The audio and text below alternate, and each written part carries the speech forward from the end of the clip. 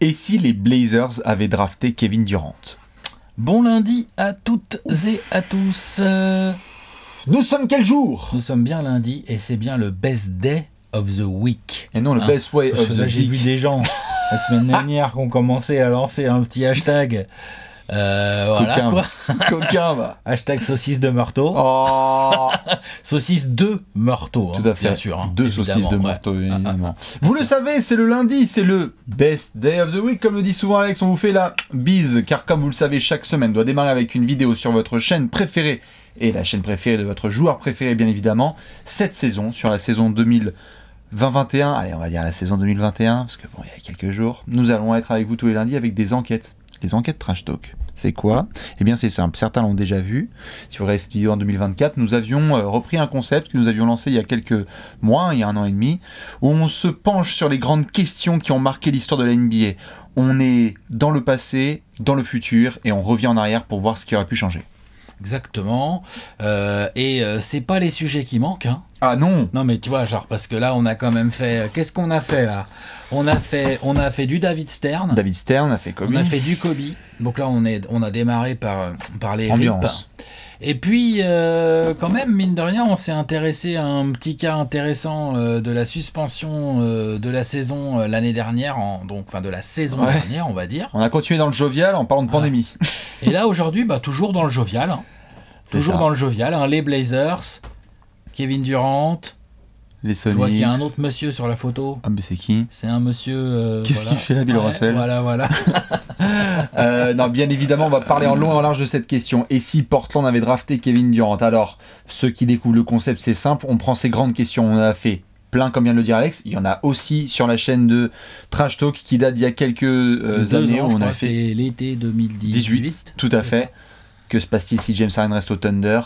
Que se passe-t-il si Derrick Rose n'a pas mal au genou? Que se passe-t-il si Michael Jordan ne prend pas sa retraite en 93? Est-ce que Kareem Abdul-Jabbar serait pas le meilleur pivot de l'histoire des Suns plutôt que des Bucks puis des Lakers? Bref, on vous laissera regarder. Ce qui est sûr et certain, c'est que le concept, lui, il n'a pas changé. On prend une grosse question. Dans la première partie, on se penche bien évidemment sur le contexte. On essaye de remettre les choses un petit peu. On est dans le passé et on réexplique l'histoire avec les notes d'Alex, avec les miennes. On vous remet un petit peu dans le bain pour ceux qui ne connaissent pas forcément la story ou ceux qui connaissent bien la story et peuvent redécouvrir des détails un peu croustillants. Ensuite, on a la boîte à SF. Ding dong, Alex appuie dessus et là on essaye... Une fois. Exactement, une fois, il a bien retenu. Et là justement, vu qu'on a fait la case passée et que maintenant on est dans le futur, on peut se poser des grandes questions pour voir un petit peu là on est dans le passé. et si, et est-ce que les machins auraient fait ci, est-ce qu'il y aurait eu ça, et est-ce que la Terre se serait arrêtée de tourner, tout ça. Tout à fait. Et enfin on termine avec... l'échelle de What If, hein, où on note ce SI sur une échelle de 5. C'est ça. 1 étant une note où bof ça n'a pas changé grand chose, et 5 v'là le tournant. Tout à fait. Aujourd'hui, nous allons être dans le nord-ouest des États-Unis, à Portland dans l'Oregon et aussi un peu à Seattle dans l'État de Washington, à ne pas confondre avec la ville de Washington. Mais je vois qu'Alex trépide d'impatience. Maintenant qu'on est bien installé, on va pouvoir se poser la question que le peuple attend depuis environ... C'est la grosse question de cette vidéo. 6 jours. Pardon, mais... D'ailleurs, on devrait le mettre à chaque fois, Léon, sans vignette. C'est the big question. Mais qu'est-ce qu'on mange? Tu mets juste les joueurs. The big question. Donc, qu'est-ce qu'on mange? Qu'est-ce qu'on mange? Vas-y, je t'en prie. Oh, je suis pris... Ah, pardon. Si, j'ai mon idée. Vas-y, vas-y. Couscous parfumé. Couscous parfumé. Mais parfumé à quoi? Couscous parfumé, juste. Parfumé. Parfumé, après tu mets différents types d'épices. C'est toujours parfumé le couscous. Oui, voilà, mais n'hésite pas à bien y aller sur le. Tu peux aller sur le cumin, sur des graines de. Putain, à chaque fois, c'est quoi les graines? J'oublie de. Léon, si tu les as pas? À chaque fois, j'oublie. Des graines que tu mets. Il y a des petites graines, toutes simples, que je mets dans le couscous. J'oublie le nom. Quand tu croques dedans, ça tape. Couscous avec merguez et chipot. Et évidemment, un max de légumes, quoi. Il faut que ça baigne. D'accord. Pour moi, un couscous, il faut que ça baigne bien, quoi. Voilà. Ok. Alex? D'accord. Moi, ça sera magret de canard. Ah. Magret de canard. Oui. Rosé, j'aime bien. Ah, Ouais, pas trop cuit le magret de canard Nous perso ici. différencions là-dessus, ouais. Bah, pas trop, quoi. Je dis rosé, bon, après, c'est selon, mais pas... Et avec ceci, monsieur, l'accompagnement. Ah bah, pomme grenaille. Pomme grenaille, pommes de terre, les gars. Les pommes de les terre, légumes. on continue. On a eu la terre, la ferme, les pommes de terre. Voilà. En galette ou non? Non, mais on peut, ça doit très bien marcher. Vous vous moquez de moi, mais ça doit très très bien marcher. Mettez un reblochon pané par-dessus. Ouais, mais j'en ai vu qui m'ont dit, qui sont venus me voir sur Twitter en me disant j'ai testé avec galette de pommes de terre dans le reblochon pané, ça déchire. N'hésitez pas. Léon, on est sur quoi? Très bon, c'est magnifique. Petite soupe de butternut. Soupe de butternut. Hein. Ouais. D'accord, t'as pas faim quoi. Non, on fait attention à ça. Le midi, D'accord, ok. Le midi, c'est vrai que ça mange léger. C'est vrai que le midi, on mange léger. Avec du pain. Ouais. Pas trop. Oui, et un petit bout de comté, et puis une petite salade. Comme ça, tu vois, un peu ok, et un magret de canard. Mais de pommes de terre. vous trempez ça dans le couscous et vous êtes bon. Évidemment, n'hésitez pas à nous partager ce que vous mangez aujourd'hui, comme d'habitude. On adore partager nos recettes avec vous. On ne va pas perdre de temps, à moins que tu aies autre chose à ajouter dans cette intro extraordinaire. Écoute, c'est un beau menu, j'aime bien. On va pouvoir s'intéresser au meilleur scoreur de tous les temps et à Bill Russell. Cut de bullshit. Attention, les blasphèmes sont de sortie. On a démarré avec l'apéro et maintenant le menu, vous le connaissez, c'est entrée, plat, dessert. On commence tout de suite en entrée avec la mise en contexte. Rappelons ce qui se passe, Alex. Nous sommes en 2007. Donc la mise en contexte, c'est une mise en PLS des fans des Blazers. Faut être clair, voilà. Nous sommes en 2007. Nous sommes à la draft, nous sommes en juin 2007. Tout à fait. Qu'est-ce qu'on a? On a quelque chose là dans ce petit ouvrage? J'aimerais juste montrer une photo qui pourrait faire mal un petit peu aux copains pour ceux qui n'ont toujours pas pris je vois quelle photo tu veux montrer. Tout à fait. Photo pleine page. Je vois très bien quelle photo tu veux montrer. Elle est belle, elle est magnifique. Voilà. Donc nous avons sur cette photo... Qui prendre? Nous avons en rouge assis le numéro 1 de la draft 2007. Et nous avons en jaune, debout, aux couleurs, en rouge c'était le Blazers, et aux couleurs des Sonics, quelle photo extraordinaire. Le numéro 2 de la draft 2007, j'ai nommé Kevin Durant. Contexte, donc, nous sommes à la veille d'une draft qui n'est pas jugée par les observateurs comme une draft forcément de ouf ou quoi et tout. Par contre, en tête, il y a 2 prospects qui excitent à mort les scouts. Même 3 prospects, je trouve quand même que Allerford avait une très bonne cote en sortant d'université. En numéro 3, Allerford avait une super bonne cote avec Florida et tout, avec Joachim Noah, tout ça. Mais là, ce qui nous intéresse le plus, c'est le numéro 1 et le numéro 2. Et il y a Portland qui va choisir en 1, et il y a Seattle qui va choisir en 2. Les Sonics à l'époque, RIP. RIP, peut-être que c'est un RIP qui reviendra d'ailleurs ça reviendra, jour. Alex, ça reviendra. Peut-être que vous regarderez cette vidéo un jour et que les Sonics seront de nouveau en NBA. Il n'y a pas de peut-être. Vous pourrez à ce moment-là les Sonics cutter. Je sais pas. Enfin, Seattle aura une franchise, effectivement tu as raison. Peut-être que vous regardez cette vidéo un jour et que Seattle aura de nouveau une franchise en NBA. Vous pourrez dès lors couper ce petit truc et le balancer où vous savez. Sur des réseaux qui n'existent pas encore à l'état actuel. Exactement. Et le balancer sur TweetTok. C'est ça. Sur Snapgram. Ouais. Voilà. Donc du coup... Une draft qui n'est pas trop considérée. Il y a du monstre tout en haut, mais qui n'est pas non plus considérée comme une draft extrêmement profonde. Ouais, exactement. Tout à fait. Par contre, en haut, il y a un choix à faire. Portland a le choix numéro 1. Portland a déjà dans ses rangs 2 petits jeunes, pas dégueux, ma foi. Quand même. Il y a un garçon à l'arrière qui s'appelle Brandon Roy. Tout à fait. Et il y a un garçon en poste 4 à l'époque qui s'appelle Lamarcus Aldridge. Exactement. Les 2 sont jeunes, les 2 ont, je crois, 22, 23, 24 ans, peut-être max. C'est ça. À cette époque. On est sur la jeunesse de Portland et Portland ne sort pas d'une saison complètement dégueulasse puisque si je dis pas de bêtises, ils sont quasiment à l'équilibre. On est, je crois, à 41 victoires pour 41 défaites. C'est un jeu de loterie qui leur permet notamment d'avoir ce pic. Portland a cette base-là et c'est intéressant que tu mentionnes tout de suite leur situation parce que quand tu as une équipe coaché par l'extraordinaire Nate McMillan, et avec Kevin Pritchard important aussi de rappeler les noms des managers, parce que quand on fait ces choix-là, c'est bien de ne pas dire que ce sont que les coachs qui ont fait de la merde. Nate McMillan, coach des Blazers, nous sommes avec donc cette équipe où Brandon Roy explose, on voit notamment des joueurs comme Kobe Bryant ou Ron Artest, à l'époque Ron Artest encore, qui disent ce gars est un talent pur, trop chaud, énorme, trop clutch. Portland, la ville de Portland est amoureuse de ce joueur, et Lamarcus Aldridge, qui a été drafté 2 saisons auparavant, C'est le Rose Garden encore à l'époque? C'est le Rose Garden, avant que ce soit le Moda, tout à fait. Eh bien, LaMarcus Aldridge, qui a été récupéré notamment un transfert de soir de la draft contre un certain Tyrus Thomas, si je ne dis pas de bêtises, vient de nous faire... C'est le même joueur, quasiment. Il y en a juste un, c'est un basketteur et pas l'autre. Voilà, vous irez chercher Tyrus Thomas en 2021 dans les rosters d'NBA et vous nous direz des nouvelles. Mais ce qui se passe, c'est quand même la saison sophomore de LaMarcus Aldridge, on est à 18 points de moyenne, tu as ton poste 4 et ton poste 2 tout à fait qui sont en place. Tu as ta traction, tu as ton one-two punch, un extérieur, un intérieur. Donc, du coup, tu as un choix à faire. Et si on veut tout bien mettre dans le contexte, il faut quand même dire qu'en 2007, ce n'est pas la même NBA qu'aujourd'hui en 2021, au moment où nous faisons cette vidéo. C'est-à-dire qu'en 2007, c'est important d'avoir une grosse pièce de viande qui domine sous les cercles. C'est pas que ça ne l'est pas aujourd'hui, mais à l'époque, c'est important avec un grand I. Tout à fait. I majuscule. C'est-à-dire qu'à l'époque, LaMarcus Aldridge, c'est un ailier. Fort, mais un ailier. Tu vois ce que je veux dire? On n'est pas un pivot. T'es d'accord? De toute façon, et donc tu as deux intérieurs peut-être pas toutes les équipes, mais presque toutes les équipes ont deux intérieurs forts à cette époque-là. Aujourd'hui, quand tu as un intérieur, voire un demi-intérieur, on considère que tu as une raquette. Bien sûr. Et pour te suivre totalement sur cette statistique, sur cette histoire, je sors quand même une statistique pour ceux qui ne l'ont pas forcément en tête. On est donc en 2007 à la draft. 1999. Titre pour les Spurs, Duncan. 2000, 2001, 2002, Lakers, titre pour le Shaq. 2004, une exception, les Pistons. Et encore une exception avec une raquette, dis donc. Avec une raquette, Benoît et compagnie. 2005, Spurs.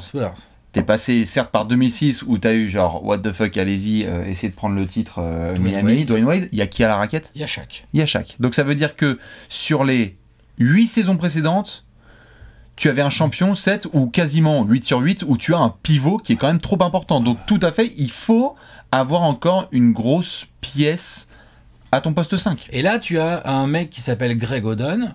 Donc Greg Oden, 2m13, 120 kills, une bête athlétique qui vient de Ohio State, je crois, sa fac. Ohio State. Il vient de faire du mal en NCAA, je crois qu'on peut le dire. Ouais, et même, ça vient de se voir très très fort. Bien sûr. Il vient de faire une seule saison, je crois. Ouais, il fait une saison à Ohio State avec Mike Conley d'ailleurs, qui est son honneur, et même au circuit inférieur. C'est-à-dire que Tu veux dire au lycée? Au lycée, c'est complètement indécent. C'est-à-dire qu'on voit l'arrivée de ces garçons comme on en voit rarement, c'est tous les 10 ans. C'est-à-dire c'est un Shaq qui est en high school, ou c'est ensuite un Patrick Ewing qu'on a vu pareil et qui a été recruté de partout avant d'aller justement à Georgetown.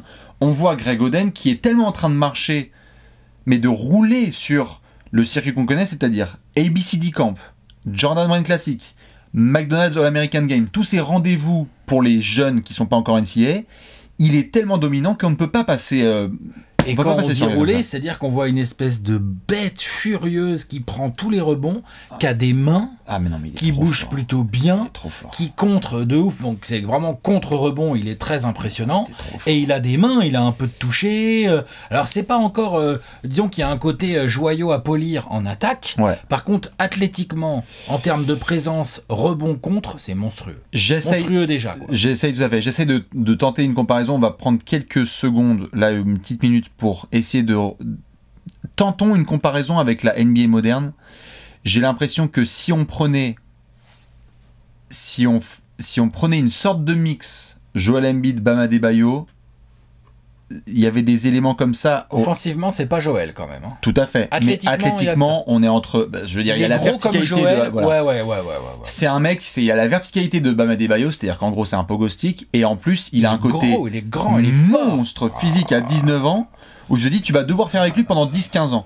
Et on est encore dans cette NBA, comme le disait Alex à l'instant, où en fait, quand tu as ce genre de garçon devant toi, tu te dis, si on le prend, on a 10 ans de stabilité minimum. Exactement. Et on en a besoin. Et on peut bâtir une défense autour de lui. Et en plus, pourquoi pas, en attaque, il pourra nous rendre quand même de fiers services et nous scorer dès que la raquette en face, elle est un peu courte et tout. Donc quand t'es Portland, finalement, et que t'as déjà Brandon Roy à la création et à la finition, et ceci et cela, et qu'en plus t'as LaMarcus Aldridge, qui est déjà un poste 4, qui est capable d'écarter un petit peu, on voit qu'il y a du petit shoot, qu'il y a de la technique qui sait scorer, il y a une certaine logique. Tout à fait. En tout cas, dans la tête du recrutement, je peux comprendre que tu te dises, bon, Greg Oden, on va faire une raquette de grand malade, et de toute façon, la créa, on l'a déjà. Donc après, ce qu'il nous faut, c'est un poste 1 qui sait shooter, et puis un poste 3 qui sait faire 2-3 trucs, et c'est tout à fait. Et tout à fait. D'ailleurs, Portland... ça se tient. C'est un raisonnement qui se tient. Et le raisonnement, c'est celui-là, tout à fait. Sachant qu'en plus, Portland, à l'époque, il faut bien comprendre que non seulement il y a ce besoin-là, et dans cette construction, c'est totalement logique, mais en plus, ils ont un besoin réel au poste 3, où il y a un garçon qui est capable de jouer poste 3, parce que KD est considéré comme tel avant d'arriver en NBA, et même si la question se pose, tu fonces vers Greg Oden parce que la NBA est telle qu'elle. Donc tu fonces vers ce gars-là qui, comme tu venais de le souligner, vient d'affronter Florida, qui est le Florida de Al Horford, 3ème de draft, Joakim Noah, Corey Brewer et compagnie, qui fait donc un back-to-back, ce qui est quand même rarissime en NCAA, et où il tient tête à ces gars-là, et Oden est attendu comme le nouveau patron des raquettes NBA. En fait, ce qui est fou, pour ça c'est pour que les gens y comprennent aussi, c'est que je pense que en 2007, le talent de Kevin Durant, on va venir sur Kevin Durant, se voit déjà très très fort, attention. Bien sûr. L'autre, attention, il casse des bouches aussi depuis un moment, mine de rien. Mais peut-être que, et on peut les comprendre, mais peut-être que les dirigeants des Blazers, s'il y avait Kevin Durant, Greg Oden, ils se sont dit non, mais un Greg Oden, ça arrivera plus jamais. Enfin, c'est plus dur à trouver, limite, tu vois. Genre, ça arrivera plus jamais, c'est pas le bon terme, mais c'est plus dur à trouver un Greg Oden. C'est fou de dire ça aujourd'hui en 2021, mais je pense que les mecs avaient des éléments pour se dire ça à l'époque. Et je te jure que phrase que je viens de faire. Je touche du bois. Parce que j'espère que c'est pas une phrase qu'on va devoir dupliquer, mais... Touche du bois, parce que Portland, ils en ont besoin qu'on touche du bois pour eux. Tout à fait, mais tu sais qu'il y a d'autres garçons aussi pour qui on peut toucher du bois, ceux qui ont connu la draft 2019. Lorsqu'on a vu un joueur du talent de Ja Morant débarquer, mais qu'on a vu quelque chose de pas vu depuis quand, en fait, avec Zion. Avec Zion, ouais. Il y avait quelque chose, tu vois ce que je veux dire, il y avait ce sentiment-là aussi, il y avait quelque chose de l'ordre de, ok, Ja Morant a ce talent, etc., mais tu ne peux pas passer à côté de quelque chose qui est tellement extraordinaire physiquement comme Zion Williamson. Je me permettais juste truc parce qu'il y avait ça. Bien sûr, sauf qu'on va y venir bientôt, mais Zion, bientôt, il aura joué plus de matchs que Greg Oden. Ah, mais il l'a déjà, bien sûr, non, mais il l'a déjà fait. Mais tu vois, en pré-draft, bien sûr, au moment où Zion débarque et tout, et bref, Greg Oden, comme tu le disais, il y a quelque chose de complètement fou et de jamais vu physiquement. Et donc, du coup, au soir de la draft, les Blazers, avec leur choix numéro 1, ne vont pas prendre Kevin Durant. Ils vont prendre Greg Oden en 1 pour faire une base de Big Three avec Brandon Roy, Lamarcus Aldridge. C'est un peu l'idée. Ouais.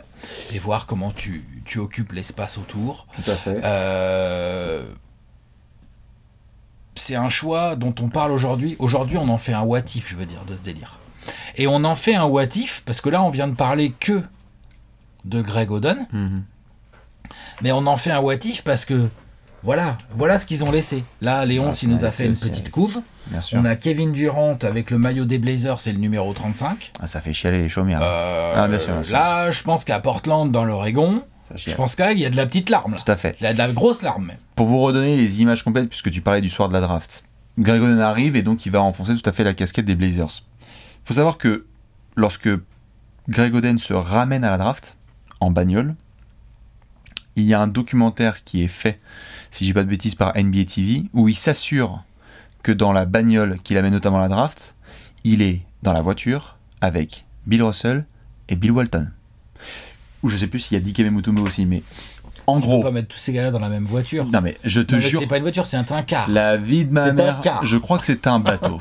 Mais je vais retrouver la vidéo, je pense que certains la connaissent, mais il y a Greg Oden qui est littéralement entouré de légendes NBA et il est prévu par la confrérie des big men que ce gars-là ait tout de suite des conseils de ces gars en disant, tu sais, le but c'est rendre ses coéquipiers meilleurs. Enfin, je veux dire, il y a Bill Russell qui travaille et qui te fait, ça va aller, gars. Donc toi t'es là, alors, puis Bill Walton qui te dit, tu sais, le jeu de passe c'est important quand même.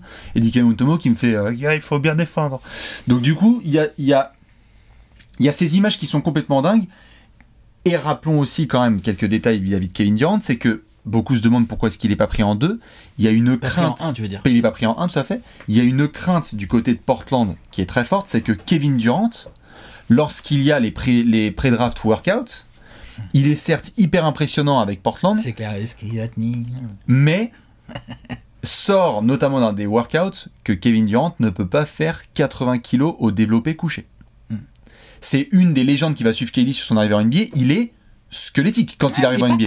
Il y a quelque chose d'un peu flippant parce que un garçon de 2m10 comme ça, avec des bras longilignes et pas beaucoup de matière. Il est pas costaud, il est pas musclé. Ah ouais. Il est bizarre comme physique, il est pas. Lui aussi, il est chelou, ouais. Non, mais bien sûr, il est ultra chelou, Kevin Durant. Quand il fait 2m10, il peut faire ses lacets sans se baisser. Et forcément, c'est chelou. Sauf que ce qu'ils avaient raté, ils avaient raté un 50-40-90 pendant 15 piges. Bon, qu'est-ce que tu veux que je te dise, hein et non seulement ils ont raté. Kevin Durant, donc qui, selon moi, selon beaucoup, est un des scoreurs les plus fous de tous les temps, un truc qu'on reverra jamais, un mec d'une taille de pivot avec la vitesse d'un arrière, le handle d'un meneur et le meilleur shooter quasiment de... Enfin, tu vois, genre, c'est écœurant, Kevin Durant, franchement, dès qu'il a le ballon dans les mains. Donc ils ont raté ça, mais en plus, non seulement ils ont raté ça, mais en plus ils ont pris un mec qui... J'ai pas le chiffre, mais combien de matchs il a joué ? Écoute, je vais me permettre. Vas-y, balance le chiffre, parce que le chiffre, il fait mal. Pour ceux qui l'ont, évidemment, c'est un classique qui est en page 232 du plus grand livre de basket de tous les temps de Trash Talk. Je me permets de le lire, parce que, en plus, ça fait plaisir. Difficile de ne pas pleurer en voyant Portland utiliser son premier choix de la draft 2007 pour mettre la main sur Greg Oden, bête féroce en provenance d'Ohio State. 2m13, 115 kg, une tronche de grand-père et une puissance rarement vue dans l'histoire du panier ballon. Oden est invité à discuter avec Bill Russell et Bill Walton avant sa draft. Certains parlent même d'un nouveau Shaq. Mais comme un certain Sam, dont on va parler 23 ans plus tôt, un pivot, Sam Bowie, Oden va lui aussi enchaîner les séances à l'infirmerie. Les choix de pivot, c'est chaud. Première saison, opération au genou, 0 match joué. Deuxième saison, 61 matchs, quelques espoirs, et paf, reblessure au genou. La troisième saison, 21 matchs, et paf, la rotule. De 2010 à 2013, Oden ne jouera aucun match officiel en NBA. Putain. La carrière du phénomène s'arrête au bout de 105 matchs. 105 matchs. Au bout du banc du 8 en 2014. Allez hop. Donc, oui, qu'est-ce qui se passe avec Greg Oden ? Il a des genoux en cristal, il a un problème, d'abord ça commence par de la micro-fracture au genou droit ou quoi là, il joue pas de sa saison rookie là comme tu viens de le dire, et puis après tout s'enchaîne, et puis comme il est grand et gros, c'est plus dur de revenir de ce genre de blessure, et puis après c'est dans la tête, c'est la confiance, et puis après les Blazers, le problème c'est que ça va être contagieux, c'est-à-dire que Brandon Roy, tu vois, genre c'est ça aussi le truc, attention. C'est que les mecs, quand ils pensent, c'est... Et je vais même rajouter, non mais c'est complètement dingue, et je vais même rajouter que à l'époque, je me souviens qu'il y avait des trucs qui sortaient sur la gestion faite par le staff médical des Blazers où c'était pas le seul cas.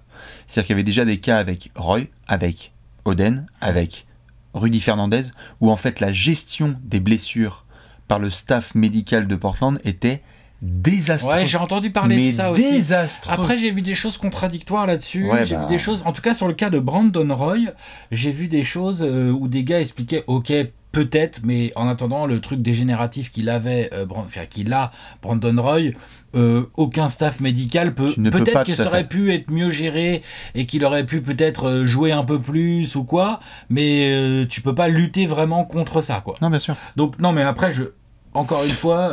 je pense pas que ça vienne de nulle part, tu vois. Et c'est ce mélange qui va faire que... C'est le cimetière indien qu'il y a sous le stade, hein.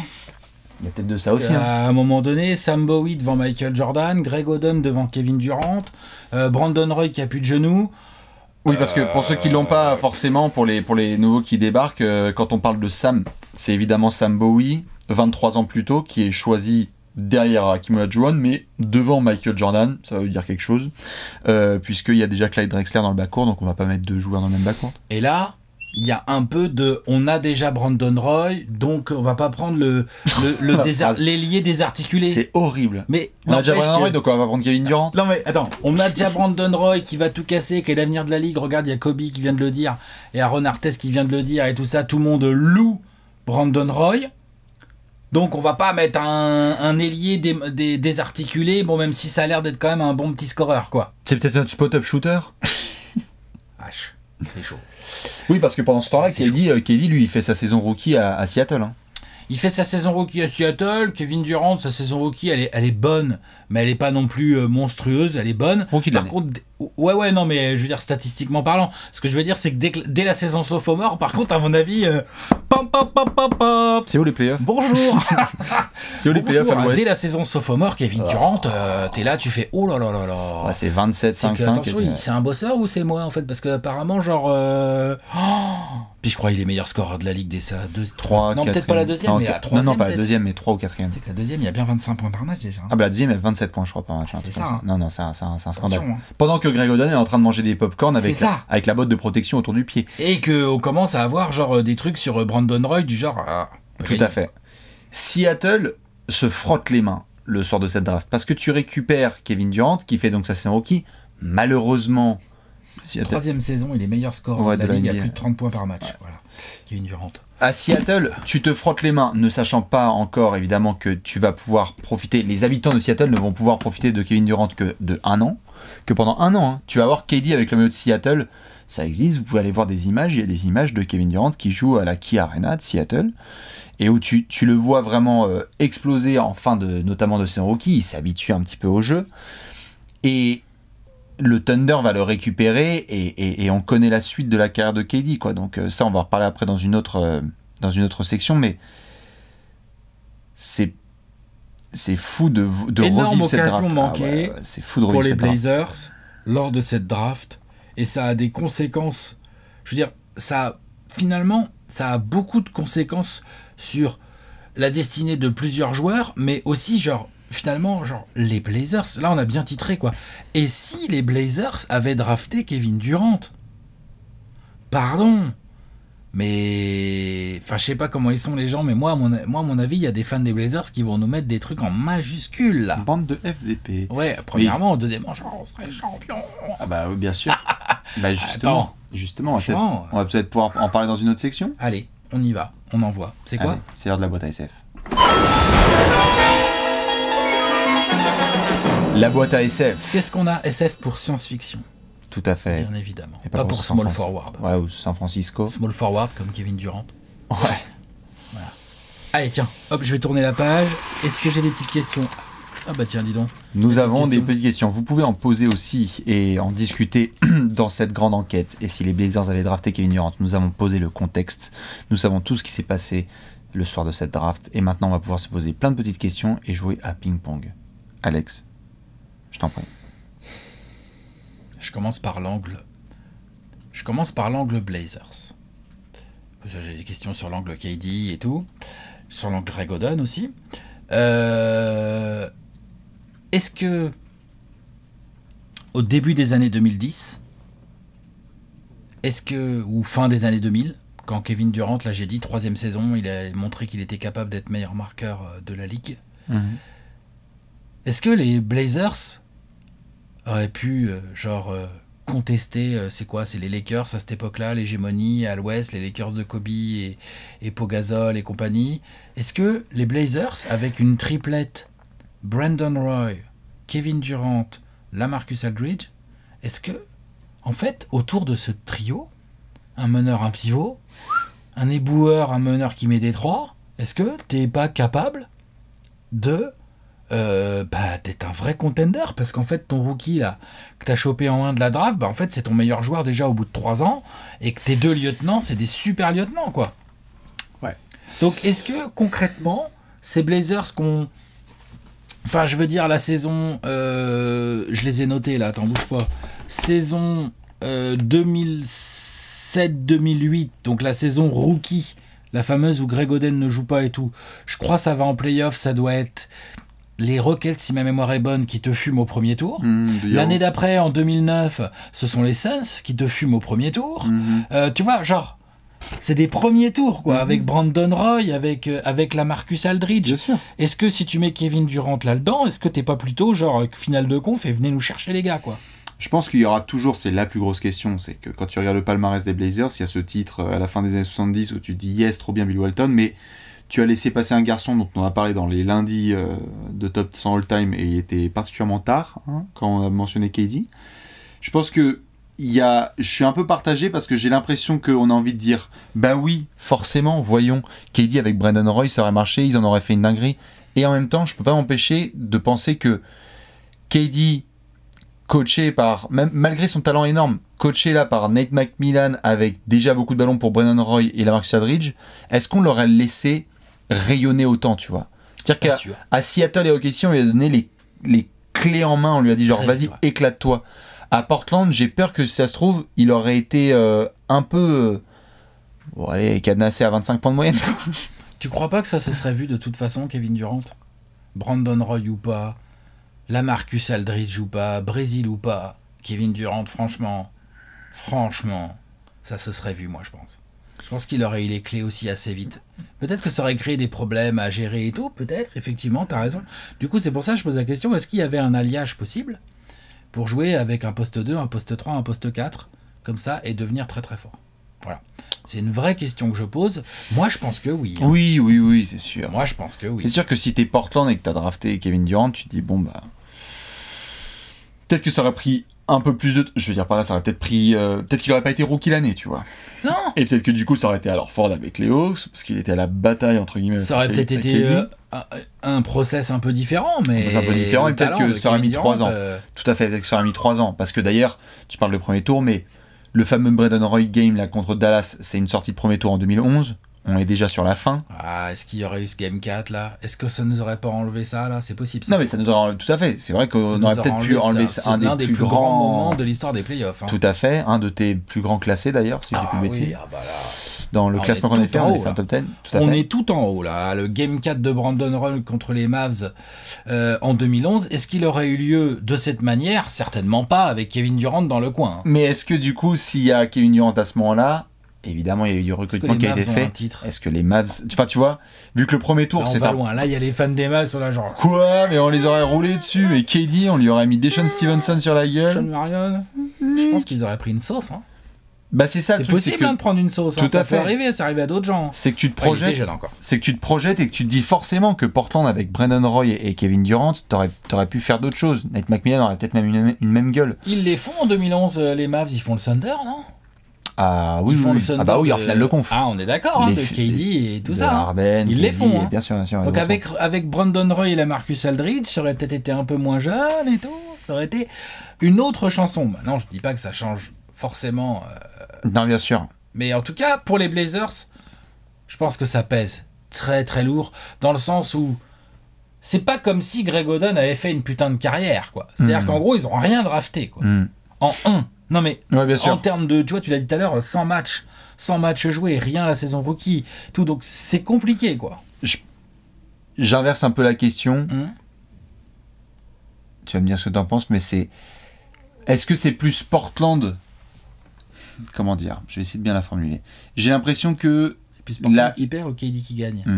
Est-ce que KD n'est pas un grand vainqueur, justement, maintenant qu'on a vu le déroulé de sa carrière, de ne pas avoir été drafté par Portland? Peut-être, probablement même. Dans le sens où, effectivement, comme tu l'as dit, au Thunder, il a eu les clés. 3e saison, t'es meilleur score de la NBA. Moi, je pense que KD est grand gagnant, mais clairement, Blazers grand perdant également. Dans le sens où, je me répète, mais Greg Oden, il a rien fait. Et de l'autre côté, t'aurais peut-être pu avoir un KD, alors, qui se serait peut-être épanoui différemment, plus lentement, ce que tu veux, mais t'as KD dans l'aile, hein. Même si s'épanouit moins vite, je crois quand même que ça s'allie. Surtout que Brandon Roy et LaMarcus Aldridge sont des joueurs collectifs. Sont des joueurs en lesquels je crois pour lâcher des ballons aux gamins qui est en feu. Ouais, tout à fait. Et puis t'avais les Wes Matthews qui étaient là pour faire les basses besognes, les basses tâches et tout. S'il fallait pas compter sur Raymond Felton ou sur André Miller pour faire le con aussi à la main. C'est ça, tu vois. Non, mais ils avaient attention, hein. Ils avaient une bonne équipe, mais c'est vrai qu'en tout cas, moi, je me suis plus, quand on a préparé cet épisode, je me suis plus posé la question sur KD. Parce que Portland, t'as l'impression d'être dans ce cycle perpétuel de Sam Bowie, Greg Oden, Brandon Roy, etc. Et je touche du bois pour que ça ne leur réarrive pas, tu vois. Mais un garçon comme KD, quand tu vois maintenant sa carrière, je pense que le talent aurait explosé quoi qu'il, mais si ça se trouve, ça aurait été... Enfin, on n'aurait pas connu peut-être le Thunder qu'on a connu par la suite. Probablement, t'as raison. Et les Warriors, tu vois. Moi, je suis d'accord, surtout qu'en plus, j'ai prononcé le mot cimetière indien tout à l'heure. Tu sais qu'une carrière comme celle de KD, quand tu joues au-dessus d'un cimetière indien un soir sur deux à la avec son corps là, tu sais que le tendon d'Achille de 2019, attention, hein, tu vois, genre voilà. Donc non, effectivement, je pense que tu as raison là-dessus. Kevin Durant est peut-être le plus grand gagnant en fait de ce choix des Blazers 101 finalement, a posteriori. Et donc pour Seattle, si eux, ils avaient pris Greg Oden... Ils auraient pris Greg Oden, tu crois ? Oui. Peut-être, ouais. Wow. Tout le monde aurait fait genre... Waouh. Ouais, ok. Quoique, ils avaient... J'ai pas l'effectif de Seattle... Alors Ford ? Ils auraient pu prendre alors Ford, tu crois ? Non, personne ne laissait passer Greg Oden. Greg Oden, non, t'es d'accord ? Il y a quoi derrière ? Je laisse pas passer. J'ai noté là Mike Conley. Non. Jeff Green. Non. Non, Greg Oden joue à Seattle. Ça ne change rien, je pense, à l'avenir des Sonics à Seattle, ou si certains se posent la question, je pense qu'on ne peut pas, tu vas me dire... mais je pense que ça part à Oklahoma City. On ne peut pas dire, si Greg Oden avait été là et que du coup il ne s'était pas blessé avec les Blazers... Ça ne change rien, je pense. Je pense que c'était déjà bien dans les tuyaux à la draft 2007. Enfin, en tout cas, je pense que c'était déjà des discussions... Clay Bennett, il était comme ça. Non. C'est pas des dossiers qui se règlent en 3 semaines, ça. Non, complètement. Donc, non. Seattle, ça changeait pas leur destinée. Par contre, peut-être que OKC aurait eu un autre délire, quoi. C'est-à-dire que peut-être que le Thunder aurait pu démarrer soit avec un Greg Oden plein pot, soit en effet qu'il y a des galères, et à ce moment-là, quelles sont les clés données dans les mains de Harden et Westbrook. Ouais, Westbrook et Harden. Ouais. Westbrook d'abord, Harden qui arrive l'année d'après. C'est pas les mêmes carrières, je pense. Si Westbrook et Harden démarrent tous les deux consécutivement, donc avec des drafts au Thunder, avec un Greg Oden le même, c'est-à-dire qu'il se blesse, en gros qu'il peut pas jouer, ou tu vois, qu'il revient pas et tout. En gros, c'est clé du camion pour Westbrook tout seul, tout de suite. Et peut-être qu'Harden, il est pas 6e homme, en fait, il est beaucoup plus vite titulaire, du coup. Bien sûr. Tu vois ? Du coup, ça, c'est des carrières différentes. Hein. Bien sûr. Tu joues pas avec Kevin Durant, quoi. Donc, t'as 18 tirs de plus à répartir par match. Enfin, c'est pas du tout le même délire. Non, quoi. C'est clair. C'est assez flippant, quand même. Qui joueraient encore tous les deux au Thunder, hein. Il est taquin. Voilà, il y a de la PLS là, on est en train de mettre du monde en PLS. Non mais c'est fou et ça rappelle non, mais encore. Clairement, t'as raison de le signaler. Sur Westbrook et Harden, ça a forcément un impact très fort. Puis sur la fanbase du Thunder aussi, qui est devenue une des franchises les plus médiatisées. C'est aussi parce qu'il y avait de la jeunesse et des résultats qui sont pas forcément la même. Ça se trouve, le Thunder a un début comme on a pu connaître un peu avec les Mavs, notamment le début de leur franchise dans les années 80, où la hype n'était pas non plus énormissime parce que les résultats au tout début ont été compliqués avant que ça devienne sérieux. Ça me fait penser à l'épisode quand on a fait celui sur Kobe, et c'est fou de se rappeler à quel point on commente nous tous les ans la draft. À chaque fois il y a Léonce qui nous fait un setup de salopard et on est là avec Alex, avec Simon, et on regarde les pics défiler et on se dit chouette, machin, il a mis telle casquette et tout. C'est fou avec ce genre d'épisode de se rappeler à quel point ça peut te définir ta destinée, quoi. Est-ce que Kevin Durant il aurait des bagues en fait? Parce et est-ce que les franchises qui ont eu des bagues auraient des bagues grâce à Kevin Durant? Les hasards de la carrière de Kevin Durant ont fait qu'il a donc été au Thunder, qu'il a fini par en avoir marre, qu'il est allé aux Warriors. Et c'est là qu'il a pris des bagues. Mais... Ça se trouve KD c'est Paul Pierce. Hein. Mais ça se trouve KD en fait, quoi qu'après il y a quand même... Imagine, tiens. Oh ouais, je vais mettre, tiens. Vas-y, regarde. Imagine, tiens. Ouais, je te prépare mon pot de sel. J'espère que t'aimes le match à canard. Je prends mon pot de sel. Vas-y, je mets les lunettes. Qu'est-ce qui se passe en 2012 quand tu drafts Damian Lillard? T'as Damian Lillard et Kevin Durant dans la même équipe? Bah non, tu peux pas, t'as pas les mêmes résultats. Oui. Encore que ça dépend, avec la blessure de Brandon Roy et tout, machin, la loterie, tout ça. Imagine. Genre, ok, imagine. Juste imagine. T'es en 2012, Brandon Roy, on a compris que c'était cramé parce que maladie dégénérative et parce que voilà, y a rien à faire et tout. Mais t'as toujours la Marcus Aldridge, ok, t'as Kevin Durant et là tu drafts Damian Lillard. Tu crois que t'as besoin de McCollum après ou pas? Ouais. En second tour. non mais Damian Lillard et Kevin Durant qui jouent ensemble? Tout à fait. Bien sûr, mais après tu sais c'est marrant parce qu'on regarde ça de l'extérieur. C'est qu'il y a des défenseurs qui vont mouiller le slip là. Bah alors là. Non, mais c'est juste que ça me fait marrer quand on fait ça parce que c'est pas possible certainement. Je peux pas m'empêcher de penser ce qui s'est passé un petit peu avec OKC où tu as fini individuellement avec 3 MVP qui ont joué au même moment dans la même équipe, mais tu ne pouvais pas jouer avec 3 joueurs de niveau MVP dans la même équipe. Tu pouvais avoir 3 joueurs qui à l'avenir allaient devenir MVP, donc Westbrook, Durant et et Harden. Mais Harden, quand il est là, c'est un 6e homme. C'est un 6e homme à 16 points de moyenne. C'était le début. Si ça se trouve, Damian Lillard aurait été un meneur gestionnaire. Enfin, tu vois, au début, qu'il aurait fait genre, vas-y, en fait, avec KD, bon, bah, c'est lui l'option numéro 1, ok. Et peut-être pas qu'on aurait Bien sûr. le garçon qu'on a par la suite. Mais c'est clair que pour Portland, allez, tu te rattrapes avec Lillard. Tu te rattrapes avec des premiers tours et une finale de conf. Ouais. Putain, quelle somme quand même. Mais. Quelle somme. La balance, elle est vraiment genre déséquilibrée de ouf, quoi. C'est-à-dire que d'un côté, t'as un joueur complètement all-time qu'on a tous les deux mis dans le top 15, et de l'autre côté, t'as un mec qui a joué 100 matchs, quoi, un pivot, quoi. Qui a joué que 100 matchs parce que blessé tout le temps. La balance, elle est impressionnante. C'est quoi. terrible. Elle est impressionnante. J'essaie de revoir ce qui s'est passé avec Greg Oden en termes de répartition. Je disais là tout à l'heure les répartition matchs. De quoi? C'est ça, non, je disais de 2010 à 2013, il y a 0 match. Et il y a donc, parce qu'on l'avait mis très rapidement dans le bouquin, il y a 23 matchs avec Miami. Oui. Non, mais il n'y a rien. À 9 minutes de moyenne. De toute façon, regarde les stats, quand il joue, sa meilleure saison, ça va être 11 points. Enfin, tu vois, genre, il est à 11 points, voilà, 9 rebonds et 2 contre. Il n'y a rien. Enfin, je suis désolé. Enfin, tu vois, genre, la balance, elle est ouf. Pendant ce temps-là, Kevin Durant, il est à 30 points par match, quoi. Alors, je veux bien croire qu'il se serait peut-être pas développé pareil s'il avait été drafté aux Blazers, tout ça, mais moi, je crois qu'il aurait été Kevin Durant tout pareil aux Blazers. En plus, c'est un gros taffeur. Il est indéfendable, de toute façon, donc je vois pas trop pourquoi il serait pas devenu Kevin Durant. Il aurait peut-être pas eu les mêmes ballons au début. Mais je pense qu'entre les genoux de Brandon Roy et le caractère de LaMarcus Aldridge, je pense que très très vite, il aurait mis 30 points par match. Voilà, Blazers ou pas, Thunder ou pas, ce que tu veux. Si vous êtes taquin, vous prenez un maillot de Portland et vous le floquez à 35 avec marqué KD derrière. Ouais. Par contre, vous allez pas dans l'Oregon avec ça. Ça, c'est dangereux. C'est ça. Voilà. Mettez Sam, au pire, dans le dos. Numéro 23. Pardon. Tout à fait. Allez. Ouais.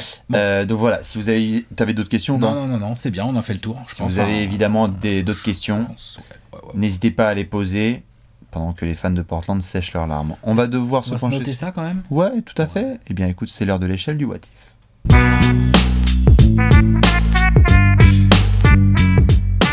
L'échelle du What If. De 1 à 5. Tout à fait. 1, c'est faiblard, quoi. Exactement. Et 5, c'est le max du max. Vous le savez, sur l'échelle du What If, c'est simple. On donne une note. Alex, il l'a bien expliqué au tout début de cette vidéo. On le rappelle pour ceux qui se sont levés du mauvais pied et veulent mal démarrer la semaine. 1, ce scénario, on s'en bat les glaouis. Et en 5, eh bien... Wow, ça a vraiment changé des destinées jusqu'au bout de l'humanité. Alex, tu le sais, c'est toi qui commence. Maestro, dance floor.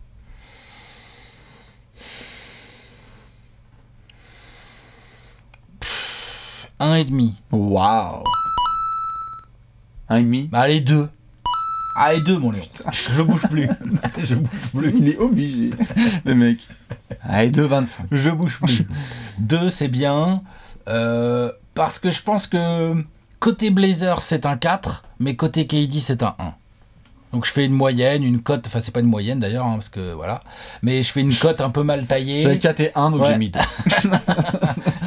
J'ai une cote un peu mal taillée, un peu basse, je mets 2, parce que oui, clairement, oui, si les Blazers, le draft, moi je pense qu'ils avaient un duo absolument incroyable pendant moins 2-3 ans, pendant que Brandon Roy pouvait jouer, avec LaMarcus Aldridge, je pense que Kevin Durant aurait été tout aussi dominant. Maintenant, comme tu l'as très bien fait remarquer, on peut pas savoir comment ça se passe, comment le coach les fait jouer, comment t'équilibres les rotations, blablabla. Donc tu peux pas non plus dire, genre, pardon, mais les Blazers, en fait, 2009 c'est pour eux, 2010 c'est pour eux, 2011 c'est pour eux, tu vois, c'est compliqué. Donc tu peux pas dire ça. De l'autre côté, je reconnais que le fait qu'ils aient eu Greg Oden, c'est quand même une énorme galère, et que du coup, ça a beaucoup joué. Limite, ce qu'a le plus joué, pour le coup, pour les Blazers, c'est pas de ne pas avoir eu Kevin Durant, c'est d'avoir eu Greg Oden qui avait pas de genoux. Et pour Kevin Durant, moi je pense que ce genre de joueur, oui, ça joue la draft, mais je pense que il serait le joueur qu'il est, je pense. Après, les bagues, ouais, tu vois, donc c'est pour ça que je mets quand même 2. Parce que peut-être les bagues, parce que du coup le chemin de carrière n'est pas le même, donc du coup, est-ce que tu vas aux Warriors un jour ou l'autre pour faire tes bagues ou quoi? Bon, voilà. Je comprends. Mais 2 c'est bien. Toi, tu mets combien? 1. Ouais, voilà, c'est ça. Ok. Comme tu l'as dit, je pense que KD, il y a des joueurs qui sont trop forts, donc en fait, je pense que Enfin, je veux dire, et si Châteauroux avait drafté Kevin Durant, enfin, tu vois, il aurait quand même fait sa carrière. Le mec est juste trop fort, 30 points, et puis champion du Berry. Ouais, et puis juste on est compétitif, donc on essaye de voir si on a remporté la JB Elite, c'est incroyable. Non, je pense que le mec aurait quand même excellé. Et ce qui me fait donner c'est que, ok, Portland n'a pas eu Kevin Durant, ils ont eu Greg Oden, ok. Mais ils ont quand même été compétitifs. Si Portland n'avait pas drafté Kevin Durant et avait été une des franchises les plus à chier de ces 12 dernières années, je me serais dit waouh, quel incroyable changement de fortune. Ils ont été compétitifs parce qu'ils avaient déjà une équipe avec des joueurs corrects, comme on l'a dit. Donc ils ont fait du premier tour, ils ont fait de la finale de conf et ils ont eu des saisons régulières à l'Ouest qui étaient très bonnes. Alors tu peux te dire que ça aurait passé un cap, mais je trouve pas que l'avenir de Portland ait été autant chamboulé parce qu'ils ont quand même été bons. Et qu'avec KD, oui, tu aurais peut-être pu envisager une bague, et encore, parce que punchline drôle sur Nate McMillan, et parce qu'on aime bien ce duo avec Ken Pritchard qu'il a fait après Indiana, ça aurait pu changer peut-être la carrière de Nate McMillan, mais je sais pas, j'ai l'impression que ce qui est ressorti, et tu l'as bien vu comme moi en faisant les recherches sur cette enquête, c'est que il y avait quelque chose avec Greg Oden qui était vraiment d'instable à la fois... là aussi dans sa détermination par rapport à ses retours de blessure, parce que c'est des choses qu'il a vécues, mais après il est aussi tombé dans des choses assez graves, extra-sportives. Ouais, je peux mettre que 1, parce que, désolé Portland, mais vous avez fait de votre mieux, et ça arrive en fait, ça arrive. Tu vois, je trouve que c'est pas la même que 1984, quoi, tu vois. Avec la draft de Sam Bowie devant Jordan. Non, je trouve que c'est pas la même parce que derrière Portland, c'est pas non plus. Ils ont des bonnes fins des années 80, début des années 90, très bien, mais t'as pas laissé passer KD là en fait. Tu vois, t'as laissé passer Michael Jordan. C'est pas si loin, KD. Non, mais je suis très sérieux. C'est pas si loin en termes de domination de joueurs à son poste. C'est dans les ailiers, t'as quand même laissé passer du all-time de chez all-time. Non, je dis pas que Kevin Durant c'est Michael Jordan. Vous séquencez ce que vient de dire Je Alex. dis, c'est dans les ailiers, Kevin Durant, il y a combien d'ailiers devant lui dans nos top 100 mais c'est ce que j'ai dit, t'as perdu un des 15 meilleurs joueurs de tous les temps. Il y en a 2 Ouais. C'est ça, hein. Ouais, c'est ça. Attends. Ouais. Tu vois, c'est pas beaucoup en fait. Hein. C'est ça. Donc ça peut faire mal au cul, comme on dit. 2 étoiles pour Alex sur l'échelle du What If et 1 pour Bibi. Dites-nous, vous, qu'est-ce que vous mettez sur cette échelle?